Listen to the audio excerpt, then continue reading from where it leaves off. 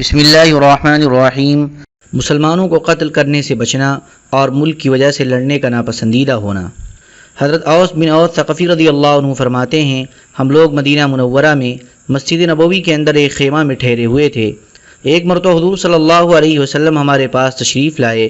اتنے میں ایک آدمی آ کر حضور صلی اللہ علیہ وسلم سے چپکے باتیں کرنے لگ گیا۔ ہمیں پتہ نہ چلا کہ وہ کیا کہہ رہا ہے۔ آپ نے فرمایا، جاؤ اور ان سے کہہ دو کہ وہ اسے قتل کر دیں۔ پھر حضور صلی اللہ علیہ وسلم نے اسے بلا کر فرمایا، شاید وہ کلمہ شہادت اشہد ان لا الہ الا اللہ و اشہد ان محمد رسول اللہ پڑھتا ہے؟ اس آدمی نے کہا، جی ہاں وہ پڑھتا ہے۔ حضور صلی اللہ علیہ وسلم نے فرمایا، جاؤ اور ان سے کہہ دو کہ اسے چھوڑ دیں، کیونکہ مجھے اس بات کا حکم دیا گیا ہے کہ میں لوگوں سے جنگ کروں یہاں تک کہ وہ اس بات کی گواہی دے دیں کہ اللہ کے سوا کوئی معبود نہیں ہے اور میں اللہ کا رسول ہوں۔ جب وہ یہ کلمہ شہادت پڑھ لیں تو پھر ان کا خون اور مال لینا میرے لیے حرام ہو جاتا ہے۔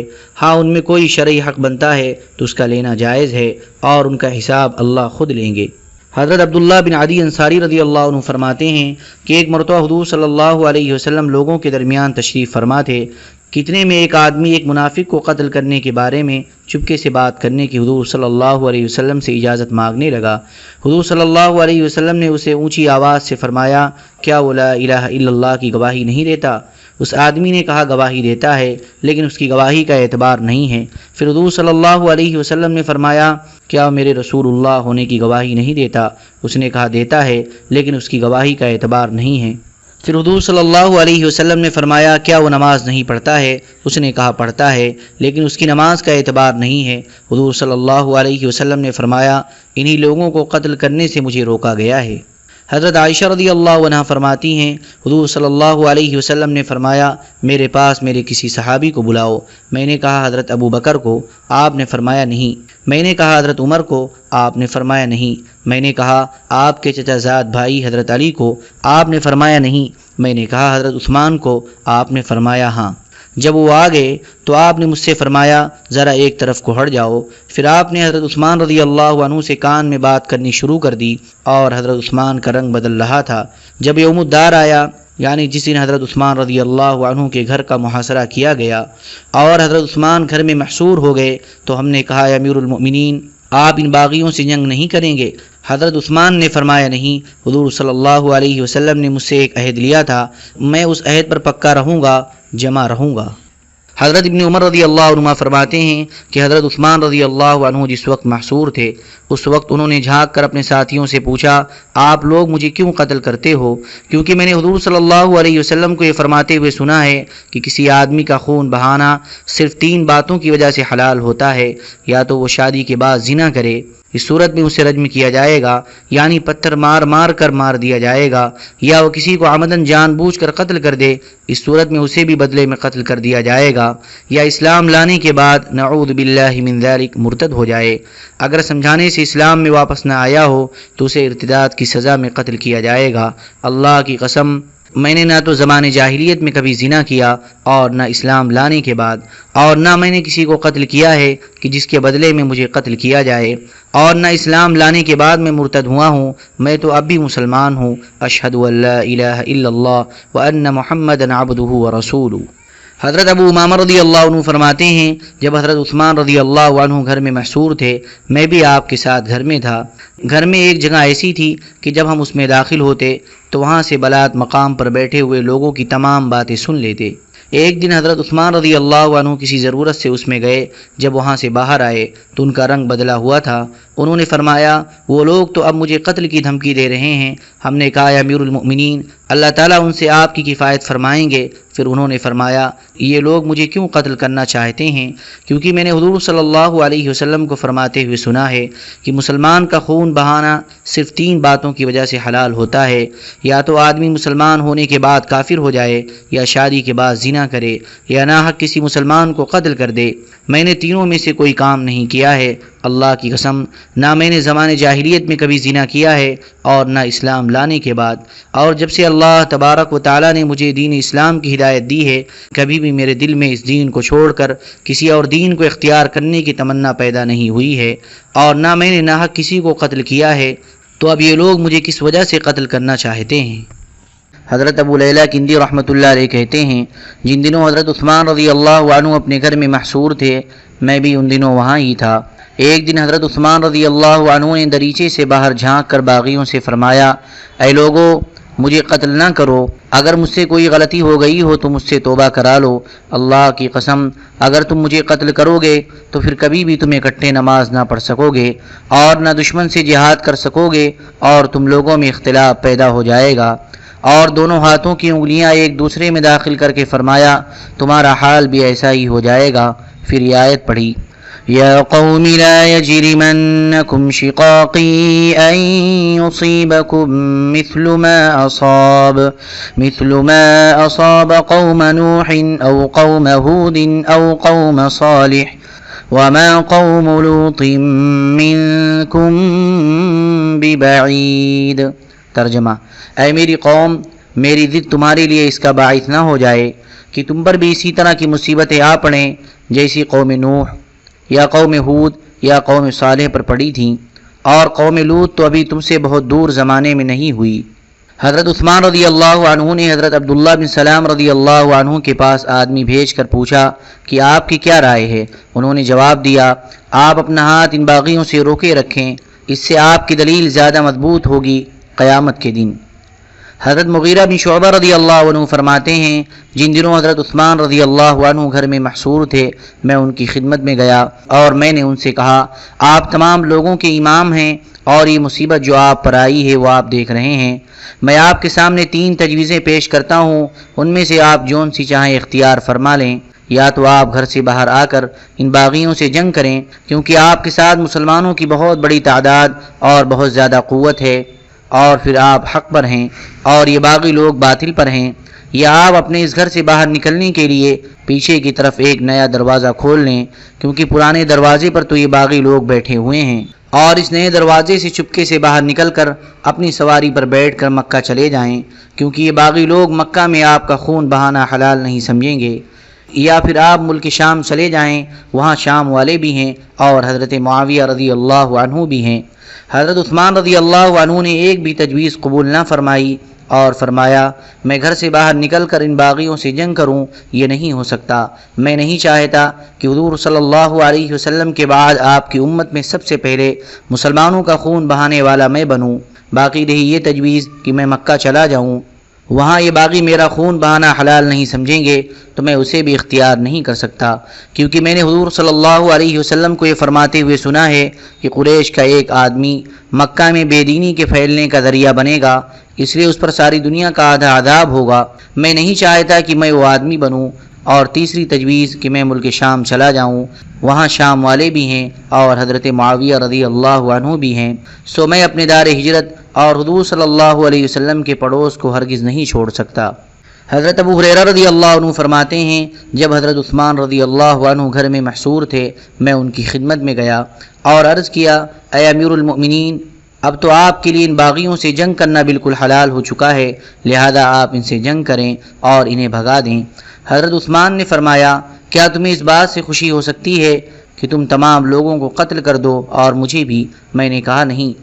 فرمایا، اگر تم ایک آدمی کو قتل کرو گے تو گویا تم نے تمام لوگوں کو قتل کر دیا ہے، جیسے کہ سورہ مائدہ آیت نمبر 32 میں اس کا تذکرہ ہے۔ یہ سن کر میں واپس آ گیا اور جنگ کا ارادہ چھوڑ دیا۔ حضرت عبداللہ بن زبیر رضی اللہ عنہ فرماتے ہیں میں نے حضرت عثمان رضی اللہ عنہ کی خدمت میں آ کر عرض کیا، اے امیر المؤمنین، آپ کے ساتھ اس گھر میں ایسی جماعت ہے جو اپنی صفات کے اعتبار سے اللہ کی مدد کی ہر طرح حقدار ہے، ان سے کم تعداد پر اللہ تعالیٰ مدد فرماتے ہیں، آپ مجھے اجازت دیں تاکہ میں ان سے جنگ کروں۔ حضرت عثمان رضی اللہ عنہ نے فرمایا، میں اللہ کا واسطہ دے کر کہتا ہوں کہ کوئی آدمی میری وجہ سے اپنا خون نہ بہائے اور نہ کسی اور کا۔ ابن سعد کی ایک روایت میں یہ ہے کہ حضرت عبداللہ بن زبیر رضی اللہ عنہ فرماتے ہیں جس وقت حضرت عثمان رضی اللہ عنہ اپنے گھر میں محصور تھے اس وقت میں نے ان سے کہا، آپ ان باغیوں سے جنگ کریں، اللہ کی قسم اللہ تعالیٰ نے ان سے جنگ کرنا آپ کے لیے حلال کر دیا ہے۔ حضرت عثمان نے فرمایا، نہیں، اللہ کی قسم نہیں، میں ان سے کبھی جنگ نہیں کروں گا۔ آگے اور حدیث ذکر کی ہے۔ حضرت عبداللہ بن عامر رضی اللہ عنہ فرماتے ہیں محاصرے کے زمانے میں حضرت عثمان رضی اللہ عنہ نے فرمایا تم میں سے میرے سب سے زیادہ کام آنے والا وہ آدمی ہے جو اپنے ہاتھ کو اور ہتھیار کو روکے رکھے اور باغیوں پر ہاتھ نہ اٹھائے۔ حضرت ابن سیرین رحمۃ اللہ علیہ کہتے ہیں حضرت زید بن ثابت رضی اللہ عنہ نے حضرت عثمان رضی اللہ عنہ کی خدمت میں حاضر ہو کر عرض کیا کہ یہ انصار دروازے پر حاضر ہیں اور کہہ رہے ہیں اگر آپ فرما دیں تو ہم 2 مرتبہ اللہ کے انصار بن کر دکھا دیں۔ ایک مرتبہ تو جب حضور صلی اللہ علیہ وسلم نے مدینہ ہجرت فرمائی تھی، دوسری مرتبہ آج ان باغیوں سے جنگ کر کے۔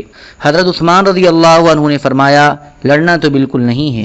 حضرت ابن سیرین رحمۃ اللہ علیہ کہتے ہیں محاصرے کے زمانے میں حضرت عثمان رضی اللہ عنہ کے ساتھ ان کے گھر میں ایسے 700 حضرات تھے کہ اگر حضرت عثمان ان کو اجازت دے دیتے تو وہ حضرات مار مار کر باغیوں کو مدینہ سے باہر نکال دیتے۔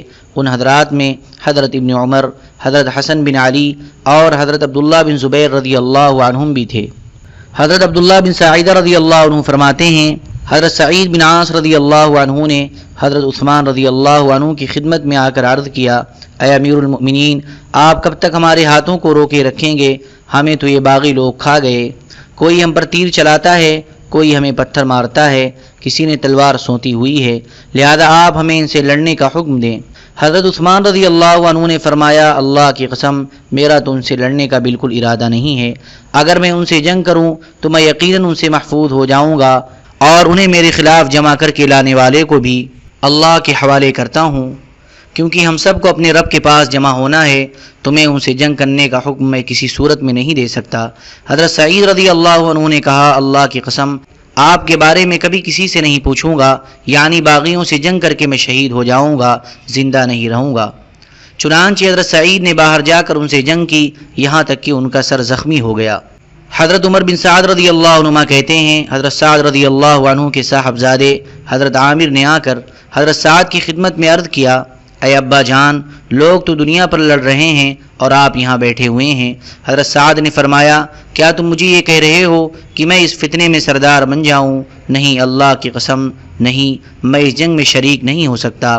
البتہ جنگ میں شریک ہونے کی صرف ایک صورت ہے کہ مجھے ایسی تلوار مل جائے کہ اگر میں وہ تلوار کسی مومن کو ماروں تو اس سے اچڑ جائے اور اسے زخمی نہ کرے، اور اگر کسی کافر کو ماروں تو اسے قتل کر دے۔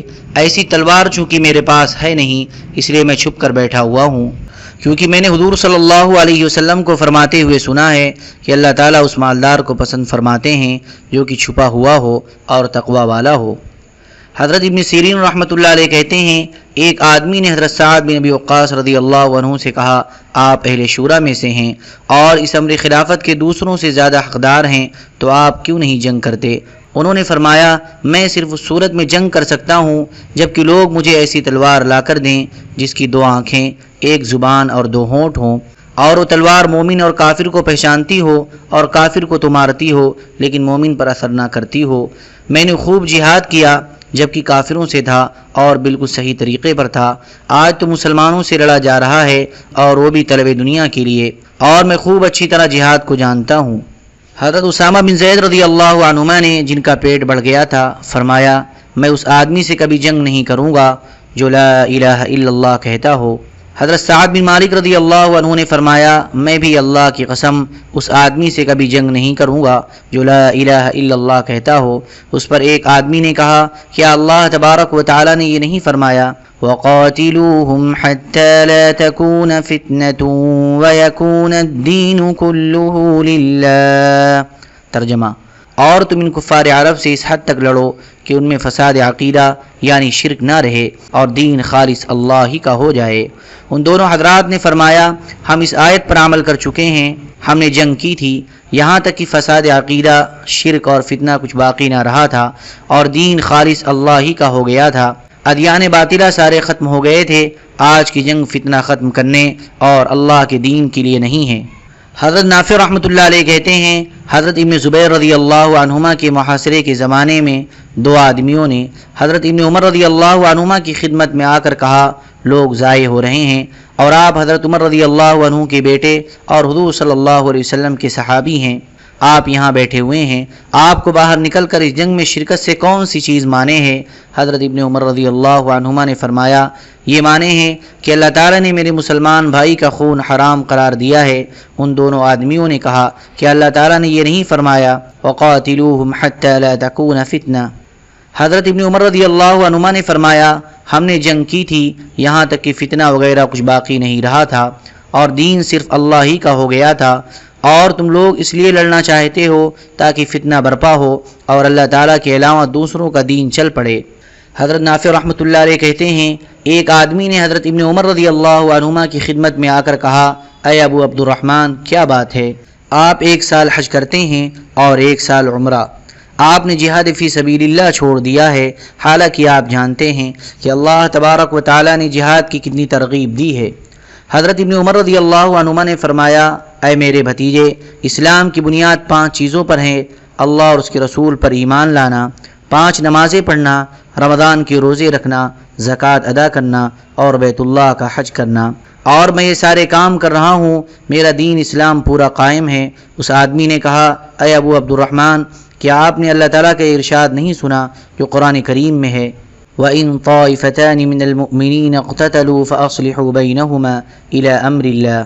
ترجمہ، اور اگر مسلمانوں میں 2 گروہ آپس میں لڑ پڑیں تو ان کے درمیان اصلاح کرا دو، پھر اگر ان میں کا ایک گروہ دوسرے پر زیادتی کرے تو اس گروہ سے لڑو جو زیادتی کرتا ہے یہاں تک کہ وہ خدا کے حکم کی طرف رجوع ہو جائے۔ وَقَاتِلُوهُمْ حَتَّى لَا تَكُونَ فِتْنَةٌ، اور دوسری آیت کا ترجمہ یہ ہے تم ان کفار عرب سے اس حد تک لڑو کہ ان میں فساد عقیدہ یعنی شرک نہ رہے۔ آپ نے فرمایا ہم نے حضور صلی اللہ علیہ وسلم کے زمانے میں اس آیت پر عمل کیا تھا، اسلام والے تھوڑے تھے اور ہر مسلمان کو دین کی وجہ سے بہت زیادہ مصیبتیں اٹھانی پڑتی تھی، کافر یا اسے قتل کر دیتے یا اسے طرح طرح کا عذاب دیتے۔ ہم لوگ جنگ کرتے رہے یہاں تک کہ اسلام والے زیادہ ہو گئے اور فتنہ و فساد یعنی شرک و کفر بالکل ختم ہو گیا۔ اس آدمی نے کہا آپ حضرت عثمان حضرت علی رضی اللہ عنہما کے بارے میں کیا فرماتے ہیں؟ بظاہر یہ آدمی خارجی تھا۔ انہوں نے فرمایا حضرت عثمان رضی اللہ عنہ سے غزوہ احد کے دن دیگر صحابہ کے ساتھ کچھ خطا ہوئی تھی لیکن ان کو اللہ نے معاف فرما دیا ہے، جیسے کہ اللہ تبارک و تعالیٰ کا فرمان ہے وَلَقَدْ عَفَا عَنْكُمْ، اور اللہ تعالیٰ نے ان کو جو معاف فرمایا ہے تم اسے برا سمجھتے ہو۔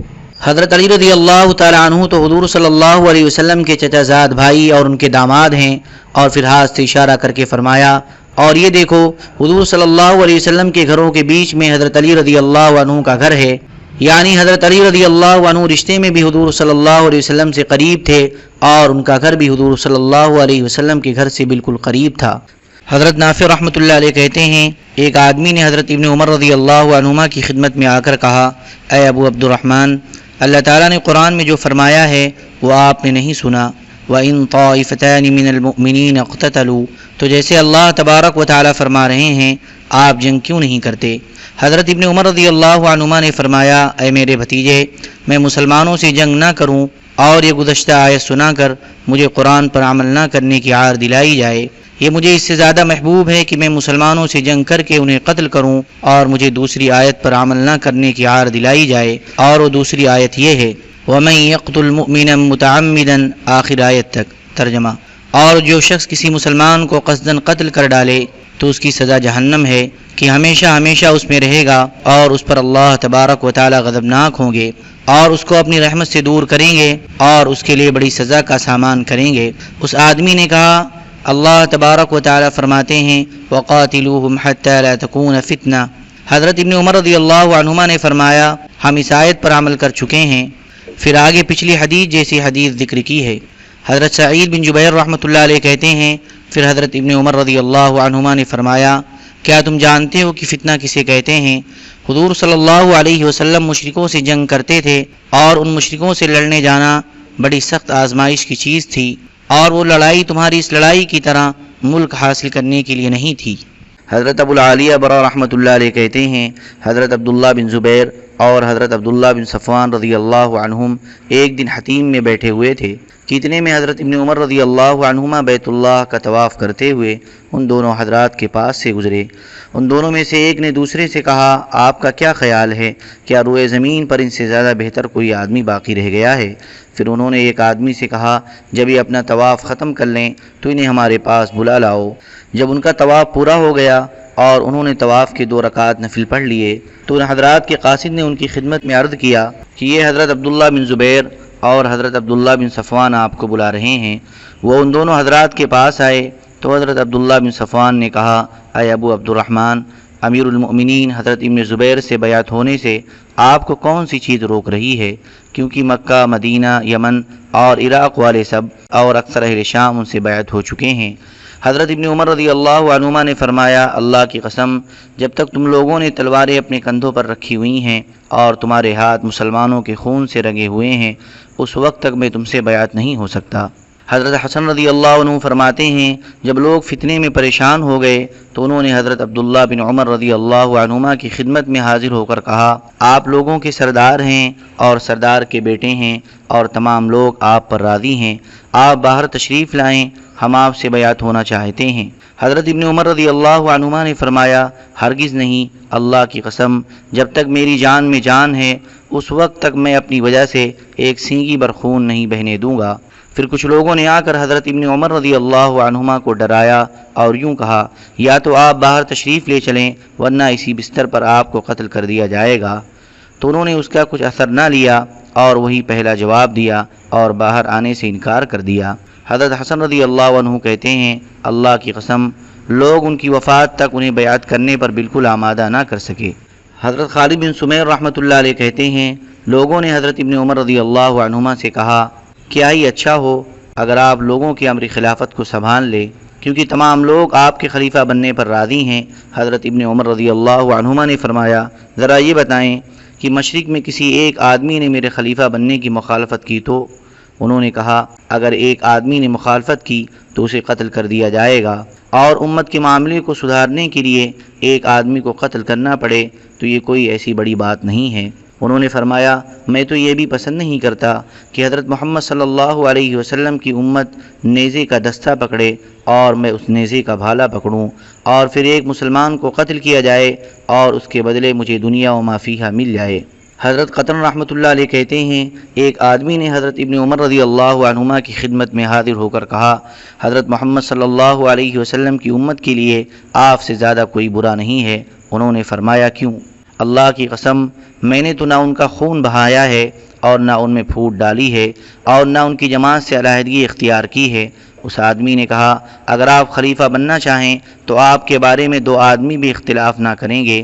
انہوں نے فرمایا مجھے تو یہ بھی پسند نہیں ہے کہ مجھے خلافت خود بخود ملے اور ایک آدمی کہے نہیں اور دوسرا کہے ہاں، یعنی اگر ایک آدمی بھی اختلاف کرے تو مجھے منظور نہیں ہے۔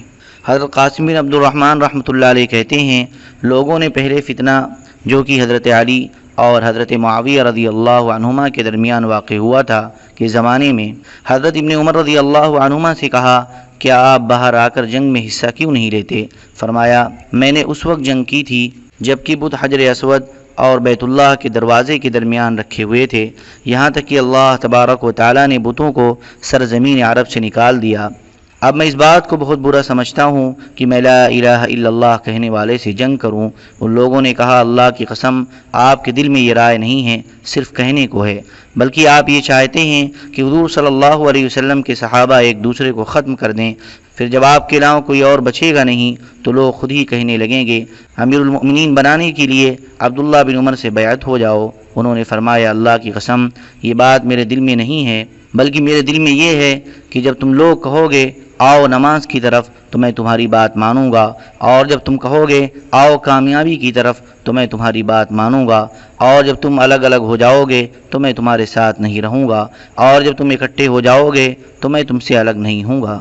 حضرت نافع رحمۃ اللہ علیہ کہتے ہیں جن دنوں حضرت ابن زبیر رضی اللہ عنہما کی طرف سے خلافت کے لیے کوشش چل رہی تھی اور خوارج اور فرقہ خشبیہ کا زور تھا، ان دنوں کسی نے حضرت ابن عمر رضی اللہ عنہما سے کہا آپ ان کے ساتھ بھی نماز پڑھتے ہیں اور ان کے ساتھ بھی، حالانکہ یہ تو ایک دوسرے کو قتل کر رہے ہیں، اس کی وجہ کیا ہے؟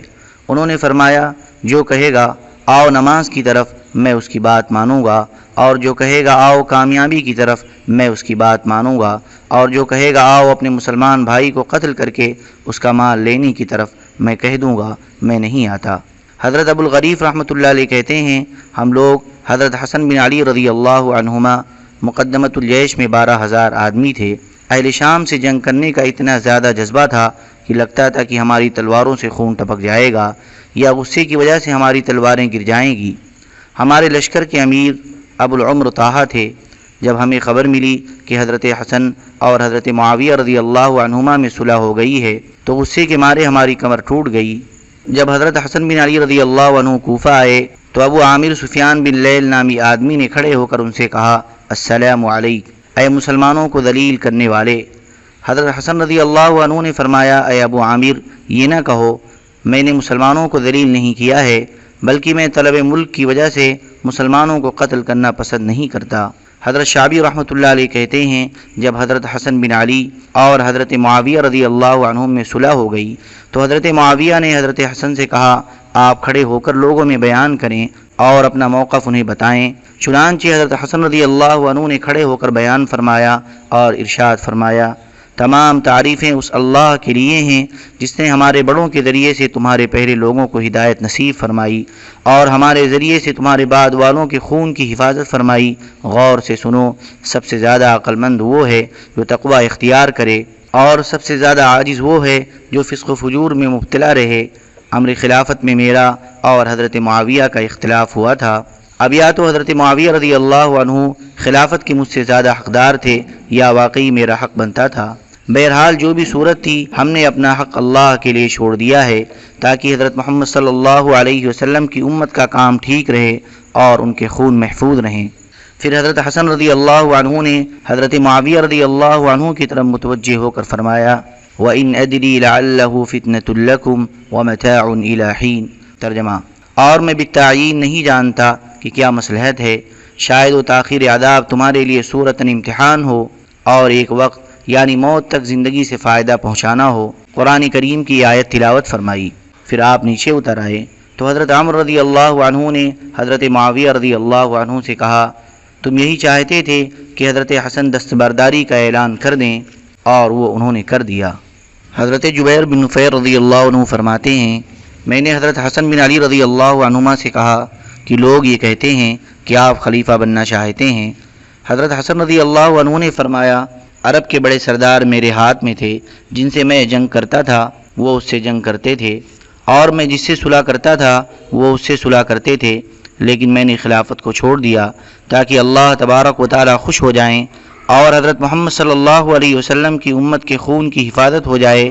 تو کیا میں اہل حجاز کے میڈوں یعنی کمزور لوگوں کے ذریعے خلافت کو زبردستی چھیننے کا ارادہ کر سکتا ہوں؟ جب میرے ساتھ بڑے اور طاقتور لوگ تھے اس وقت تو میں خلافت سے دستبردار ہو گیا، اب تو میرے ساتھ کمزور لوگ ہیں، اب خلافت لینے کا ارادہ کیسے کر سکتا ہوں؟ حضرت عامر شعبی رحمۃ اللہ علیہ کہتے ہیں، جب مروان کی ضحاک بن قیس سے جنگ ہوئی تو مروان نے حضرت ایمن بن خریم اسدی رضی اللہ عنہما کو آدمی بھیج کر بلایا اور کہا کہ ہم چاہتے ہیں کہ آپ ہمارے ساتھ مل کر جنگ کریں۔ حضرت ایمن نے فرمایا، میرے والد اور میرے چچا جنگ بدر میں شریک ہوئے تھے، دونوں نے مجھ سے یہ عہد لیا تھا کہ جو آدمی لا الہ الا اللہ کی گواہی دے میں اس سے جنگ نہ کروں۔ اگر تم جنگ کرنے پر آگ سے چھٹکارا کا پروانہ دلا دو تو میں تمہارے ساتھ مل کر جنگ کر سکتا ہوں۔ مروان نے کہا، آپ دور ہو جاؤ، اور انہیں برا بھلا بھی کہا۔ اس پر حضرت ایمن نے یہ اشعار پڑھے، وَلَسْتُ مُقَاتِلًا رَجُلًا يُصَلِّي عَلَى سُلْطَانٍ آخَرَ مِنْ قُرَيْشِ۔ کسی دوسرے قریشی کی حکومت حاصل کرنے کے لیے میں اس آدمی سے جنگ نہیں کر سکتا جو نماز پڑھتا ہو۔ اقاتل مسلما فی غیر شیء فلیس بنافعی ما عشت عیشی۔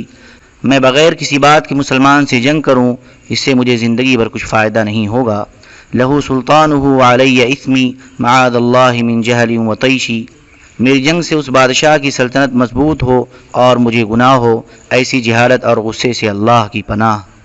حضرت ابن حکم بن عمرو غفاری رحمۃ اللہ علیہ کہتے ہیں، میرے دادا نے مجھ سے بیان کیا کہ میں حضرت حکم بن عمرو رضی اللہ عنہ کے پاس بیٹھا ہوا تھا کہ اتنے میں ان کے پاس حضرت علی بن ابی طالب رضی اللہ عنہ کا قاصد آیا اور اس نے کہا، اس امر خلافت کے معاملے میں آپ ہماری مدد کرنے کے سب سے زیادہ حقدار ہیں۔ حضرت حکم نے کہا، میں نے اپنے خاص دوست آپ کے چچا زاد بھائی حضور صلی اللہ علیہ وسلم کو فرماتے ہوئے سنا ہے کہ جب حالات ایسے ہو جائیں یعنی خلافت پر مسلمان آپس میں لڑ پڑیں تو اس وقت لکڑی کی تلوار بنا لینا یعنی لڑائی میں حصہ نہ لوں، چنانچہ میں نے لکڑی کی تلوار بنا لی ہے۔ حضرت ابو الاشعث صنعانی رحمۃ اللہ علیہ کہتے ہیں مجھے یزید بن معاویہ نے حضرت عبداللہ بن عوف رضی اللہ عنہ کے پاس بھیجا۔ ان کے پاس حضور صلی اللہ علیہ وسلم کے بہت سے صحابہ بیٹھے ہوئے تھے۔ میں نے کہا آپ لوگ اس وقت لوگوں کو کیا کرنے کا حکم دیتے ہیں؟ حضرت ابن ابی اوفا نے فرمایا حضرت ابو القاسم صلی اللہ علیہ وسلم نے مجھے یہ وصیت فرمائی تھی کہ اگر میں مسلمانوں میں آپس میں لڑنے کے ایسے حالات کچھ بھی پاؤں تو میں احد پہاڑ پر جا کر اپنی تلوار توڑ دوں اور اپنے گھر بیٹھ جاؤں۔ میں نے عرض کیا اگر کوئی میرے گھر میں گھس آئے تو کہاں جاؤں؟ آپ نے فرمایا اندر والی کوٹری میں جا کر بیٹھ جانا، اگر وہاں بھی تمہیں قتل کرنے کوئی تمہارے پاس آ جائے تو پھر اپنے گھٹنوں کے بل بیٹھ جانا، قتل ہونے کے لیے تیار ہو جانا اور اسے کہنا مجھے قتل کر کے اپنا گناہ اور میرا گناہ اپنے سر لے لے اور دوزخیوں میں شامل ہو جا، اور ظالموں کی یہی سزا ہے۔ لہذا میں اپنی تلوار توڑ چکا ہوں اور گھر میں بیٹھ چکا ہوں، جب کوئی میرے گھر میں گھس آئے گا تو میں اپنی اندر والی کوٹری میں چلا جاؤں گا، اور جب وہاں بھی کوئی آ جائے گا تو میں گھٹنوں کے بل بیٹھ کر وہی کہہ دوں گا جو حضور صلی اللہ علیہ وسلم نے بتایا تھا۔ حضرت محمد بن مسلمہ رضی اللہ عنہ فرماتے ہیں حضور صلی اللہ علیہ وسلم نے فرمایا جب تم دیکھو کہ لوگ دنیا پر لڑ رہے ہیں تو تم اپنی تلوار لے کر پتھریلے میدان میں چلے جانا اور وہاں سب سے بڑی چٹان پر اپنی تلوار مار مار کر توڑ دینا، پھر اپنے گھر آ کر بیٹھ جانا، یہاں تک کہ یا تو ناحق قتل کرنے والا خطا کار ہاتھ تمہیں قتل کر دے یا طبعی موت تمہارا فیصلہ کر دے۔ حضور صلی اللہ علیہ وسلم نے مجھے جس بات کا حکم دیا تھا میں وہ کر چکا ہوں۔ حضرت محمد بن مسلمہ رضی اللہ عنہ فرماتے ہیں حضور صلی اللہ علیہ وسلم نے مجھے ایک تلوار عنایت فرمائی اور ارشاد فرمایا اے محمد بن مسلمہ اس تلوار کو لے کر اللہ کے راستے میں جہاد کرتے رہو، اور جب تم دیکھو کہ مسلمانوں کی دو جماعتیں آپس میں لڑنے لگی ہیں تو یہ تلوار پتھر پر مار کر توڑ دینا، اور پھر اپنی زبان اور ہاتھ کو روکے رکھنا، یہاں تک کہ یا تو موت آ کر فیصلہ کر دے یا خطا کار ہاتھ تمہیں قتل کر دے۔ چنانچہ جب حضرت عثمان رضی اللہ عنہ شہید کر دیے گئے اور لوگوں میں آپس میں لڑائی شروع ہو گئی تو حضرت محمد بن مسلمہ رضی اللہ عنہ اپنے گھر کے صحن میں رکھی ہوئی چٹان کے پاس گئے اور اس پر مار کر وہ تلوار توڑ دی۔ حضرت ربیع رحمۃ اللہ علیہ کہتے ہیں میں نے حضرت حذیفہ رضی اللہ عنہ کے جنازے میں ایک آدمی کو یہ کہتے ہوئے سنا کہ میں نے اس چارپائی والے سے یعنی حضرت حذیفہ رضی اللہ عنہ سے سنا ہے کہ فرما رہے تھے کہ میں نے حضور صلی اللہ علیہ وسلم سے یہ حدیث سنی ہے اور اسے سننے میں مجھے کوئی شک یا تردد نہیں ہے، اور اگر تم آپس میں لڑو گے تو میں اپنے گھر کے اندر چلا جاؤں گا، پھر اگر میرے گھر کے اندر کوئی میرے پاس آ گیا تو میں اس سے کہوں گا لے مجھے قتل کر لے اور میرا اور اپنا گناہ اپنے سر پر رکھ لے۔ حضرت وائل بن حجر رضی اللہ عنہ فرماتے ہیں جب ہمیں حضور صلی اللہ علیہ وسلم کے مدینہ میں ہجرت فرمانے کی خبر پہنچی تو میں اپنی قوم کا نمائندہ بن کر چلا، یہاں تک کہ میں مدینہ منورہ پہنچ گیا، اور حضور صلی اللہ علیہ وسلم کی ملاقات سے پہلے آپ کے صحابہ سے میری ملاقات ہوئی اور انہوں نے مجھے بتایا کہ تمہارے آنے سے 3 دن پہلے حضور صلی اللہ علیہ وسلم نے ہمیں تمہاری بشارت دی تھی اور فرمایا تھا کہ تمہارے پاس وائل بن حجر آ رہے ہیں۔ پھر آپ سے ملاقات ہوئی تو آپ نے مجھے خوش آمدید کہا اور مجھے اپنی قریب جگہ دی اور اپنی چادر بچھا کر مجھے اس پر بٹھایا، پھر لوگوں کو بلایا، چنانچہ سب لوگ جمع ہو گئے۔ پھر حضور صلی اللہ علیہ وسلم ممبر پر تشریف فرما ہوئے اور مجھے اپنے ساتھ ممبر پر لے گئے۔ میں ممبر پر آپ سے نیچے تھا، پھر آپ نے اللہ تبارک و تعالیٰ کی حمد و ثنا بیان فرمائی اور فرمایا اے لوگو یہ وائل بن حجر ہیں اور دور دراز کے علاقے حضرموت سے تمہارے پاس آئے ہیں، اپنی خوشی سے آئے ہیں، کسی نے انہیں مجبور نہیں کیا ہے، اور وہاں شہزادوں میں سے یہی باقی رہ گئے ہیں۔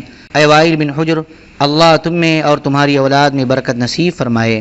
پھر حضور صلی اللہ علیہ وسلم ممبر سے نیچے تشریف لے آئے اور مدینہ سے دور ایک جگہ مجھے ٹھہرایا، اور حضرت معاویہ بن ابی سفیان رضی اللہ عنہما سے فرمایا کہ وہ مجھے ساتھ لے جا کر اس جگہ ٹھہرا دیں۔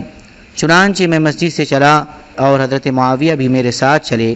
راستے میں حضرت معاویہ نے کہا اے وائل اس گرم زمین نے میرے پاؤں کے تلوے جلا دیے ہیں، مجھے اپنے پیچھے بٹھا لو۔ میں نے کہا میں تمہیں اس اونٹنی پر بٹھانے میں بخل نہ کرتا، لیکن تم شہزادے نہیں ہو، اس لیے تمہیں ساتھ بٹھانے پر لوگ مجھے طعنہ دیں گے کہ کیا معمولی آدمی کو ساتھ بیٹھا رکھا ہے، اور یہ مجھے پسند نہیں ہے۔ پھر حضرت معاویہ رضی اللہ عنہ نے کہا اچھا اپنی جوتی اتار کر مجھے دے دو، اسے پہن کر ہی سورج کی گرمی سے خود کو بچا لوں۔ میں نے کہا یہ 2 چمڑے تمہیں دینے میں بخل نہ کرتا، لیکن تم ان لوگوں میں سے نہیں ہو جو بادشاہوں کا لباس پہنتے ہوں، اس لیے جوتی دینے پر لوگ مجھے طعنہ دیں گے اور یہ مجھے پسند نہیں ہے۔ آگے اور حدیث ذکر کی ہے۔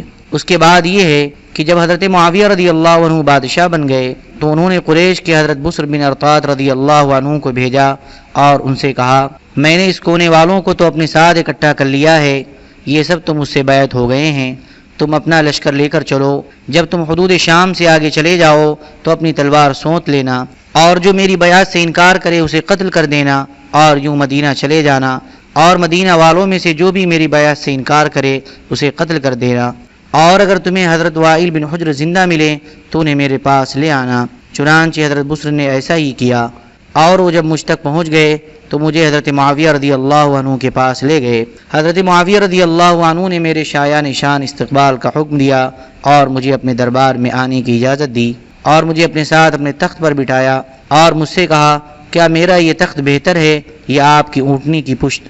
میں نے کہا یا امیر المؤمنین، میں کفر و جاہلیت چھوڑ کر نیا اسلام میں داخل ہوا تھا اور جاہلیت والے طور طریقے بھی ختم نہیں ہوئے تھے، اور میں نے سواری پر بیٹھانے سے اور جوتی دینے سے جو انکار کیا تھا یہ سب جاہلیت کا اثر تھا۔ اللہ ہمارے پاس کامل اسلام لے آئے ہیں، اس اسلام نے ان تمام کاموں پر پردہ ڈال دیا ہے جو میں نے کیے ہیں۔ حضرت معاویہ رضی اللہ عنہ نے کہا ہماری مدد کرنے سے آپ کو کون سی چیز روکتی ہے؟ حالانکہ حضرت عثمان رضی اللہ عنہ نے آپ پر بہت اعتماد کیا تھا اور آپ کو اپنا داماد بنایا تھا۔ میں نے کہا میں اس وجہ سے آپ کی مدد نہیں کر رہا ہوں کیونکہ آپ نے اس شخصیت سے جنگ کی ہے جو آپ سے زیادہ حضرت عثمان رضی اللہ عنہ کے حقدار ہیں۔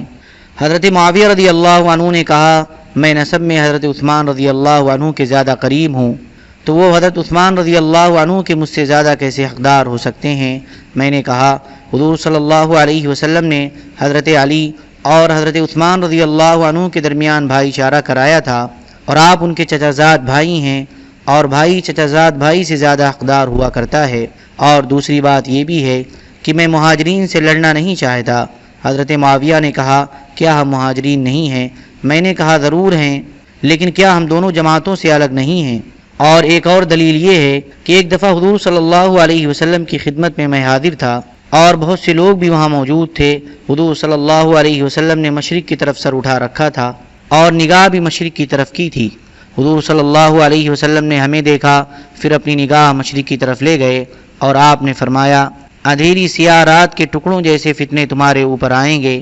پھر آپ صلی اللہ علیہ وسلم نے بتایا کہ وہ فتنے بہت سخت ہوں گے اور وہ جلدی آنے والے ہیں اور وہ بہت برے ہوں گے۔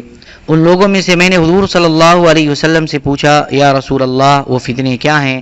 آپ صلی اللہ علیہ وسلم نے فرمایا اے وائل، جب مسلمانوں میں 2 تلواریں ٹکرانے لگیں، مسلمانوں کی 2 جماعتیں آپس میں لڑ پڑیں تو تم ان دونوں سے الگ رہنا۔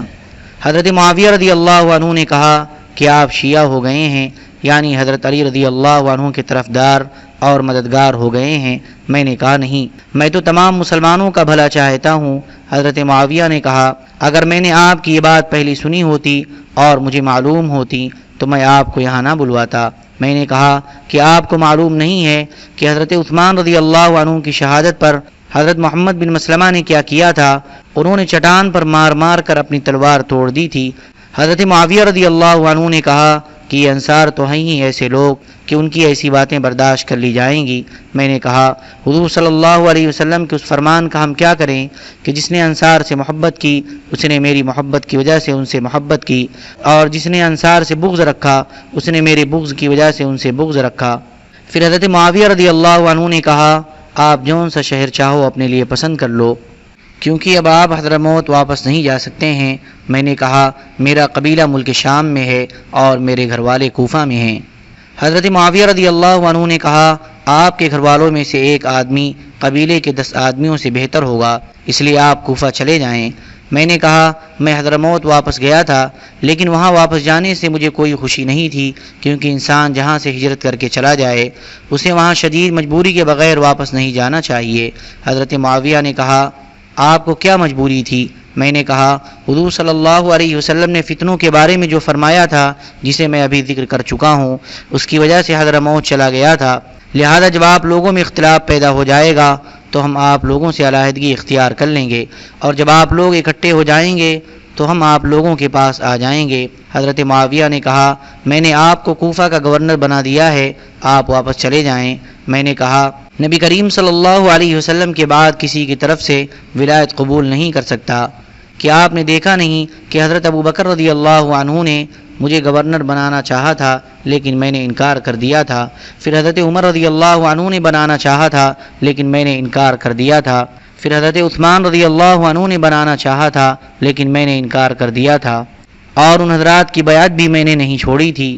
جب ہمارے علاقے کے لوگ مرتد ہو گئے تھے تو حضرت ابو بکر رضی اللہ عنہ کا میرے پاس خط آیا تھا، جس کی وجہ سے میں محنت کرنے کھڑا ہو گیا تھا اور سارے علاقے میں زور لگایا، اور گورنری کے بغیر ہی اللہ تبارک و تعالی نے میرے ذریعے سے تمام علاقے والوں کو اسلام میں واپس فرما دیا تھا۔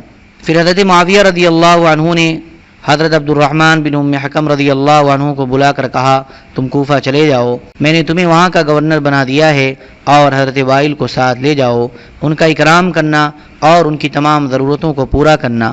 اس پر حضرت عبد الرحمن نے کہا آپ نے میرے ساتھ بدگمانی سے کام لیا ہے، آپ مجھے اس انسان کے اکرام کا حکم دے رہے ہیں جس کا اکرام کرتے ہوئے میں نے حضور صلی اللہ علیہ وسلم، حضرت ابو بکر، حضرت عمر، حضرت عثمان رضی اللہ عنہم اور خدا آپ کو دیکھا ہے، لہذا آپ نہ بھی تاکید کریں تو بھی میں ان کا اکرام کروں گا۔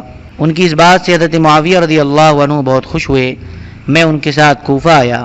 راوی کہتے ہیں کہ کوفہ آنے کے تھوڑے ہی عرصے بعد حضرت وائل کا انتقال ہو گیا۔ حضرت ابو منہال رحمۃ اللہ علیہ کہتے ہیں جب ابن زیاد کو بصرہ سے نکال دیا گیا تو شام میں مروان خلافت کا دعویٰ لے کر کھڑا ہو گیا، اور مکہ مکرمہ میں حضرت عبداللہ بن زبیر رضی اللہ عنہما نے خلافت کا دعویٰ کر دیا، اور بصرہ میں ان خارجی لوگوں نے خلافت کا دعویٰ کر دیا جن کو قاری کہا جاتا تھا۔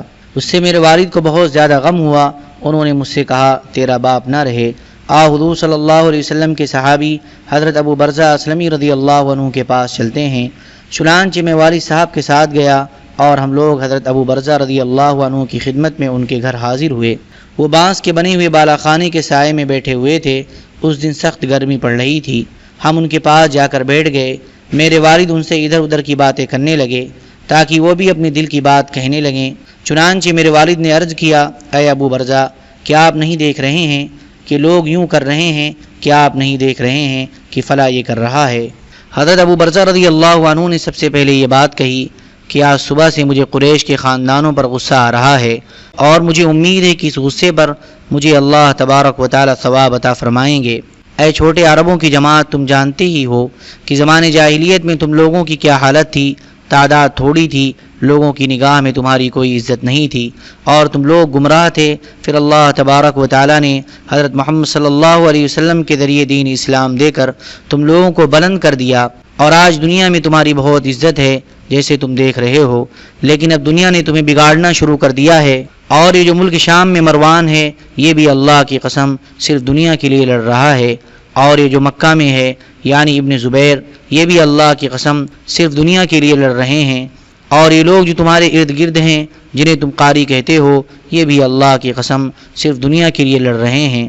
جب انہوں نے کسی کو نہ چھوڑا تو ان سے میرے والد نے پوچھا پھر ان حالات میں آپ ہمیں کیا کرنے کا حکم دیتے ہیں؟ انہوں نے کہا میرے خیال میں آج لوگوں میں سب سے بہترین وہ جماعت ہے جس نے خود کو زمین سے چمٹا رکھا ہو، گوشے گمنامی اختیار کر لیا ہو۔ یہ فرماتے ہوئے وہ ہاتھ سے زمین کی طرف اشارہ کر رہے تھے۔